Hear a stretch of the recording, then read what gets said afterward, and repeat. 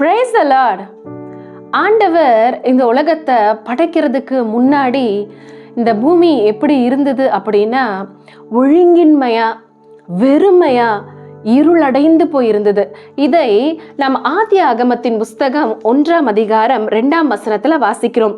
பூமியானது ஒழுங்கின்மையும் வெறுமையுமாய் இருந்தது, ஆழத்தின் மேல் இருள் இருந்தது, தேவ ஆவியானவர் ஜலத்தின் மேல் அசைவாடி கொண்டிருந்தார்.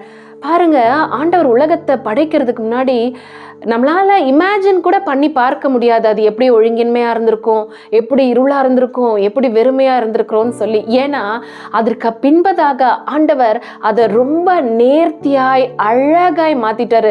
ஜலம், சமுத்திரம் ஃபுல்லா ஒரு சைடு போற மாதிரி, ஆகாய விரிவு ஒரு பக்கம், பூமி ஒரு பக்கம் என்று தனித்தனியா பிரிச்சு ரொம்ப அழகான ஒரு படைப்பை ஆண்டவர் இந்த உலகத்திற்கு கொடுத்திருக்கிறார்.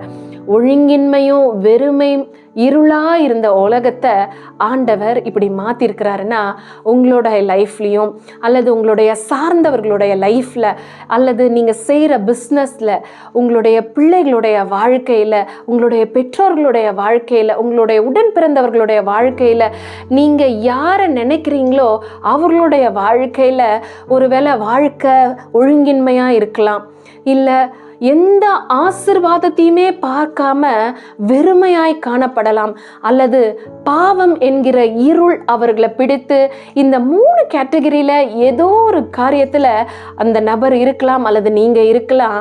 கர்த்தர் எப்படி ஒழுங்கின்மையும் வெறுமையும் இருளில் இருந்த இந்த காரியத்தை அழகாய் மாற்றி உலகம்ன்றத ரொம்ப அழகாய் மாற்றினாரோ, அதே போல இந்த 2025ஆம் ஆண்டு புத்தாண்டுல உங்களுடைய வாழ்க்கையை, உங்களுடைய சார்ந்தவர்களுடைய வாழ்க்கையை, உங்களுடைய பிஸ்னஸை அல்லது நீங்க என்ன காரியத்தை விரும்புறீங்களோ நினைக்கிறீங்களோ அந்த காரியத்துல ஒரு மாற்றத்தை ஆண்டவர் நிச்சயமாய் செய்ய போகிறார். நீங்க என்ன செய்யணும்? இந்த வார்த்தையை நம்பணும், விசுவாசிக்கணும், உறுதியாய் பற்றி கொள்ளணும். நிச்சயமாய் நீங்க உறுதியாய் இந்த வார்த்தையை பற்றி கொள்ளும் பொழுது ஆண்டவர் உங்களுடைய வாழ்க்கையில ஒரு பெருத்த மாற்றத்தை, ஒரு பெருத்த விடுதலை தருவார் என்பதுல சந்தேகமே இல்லை. God bless you all.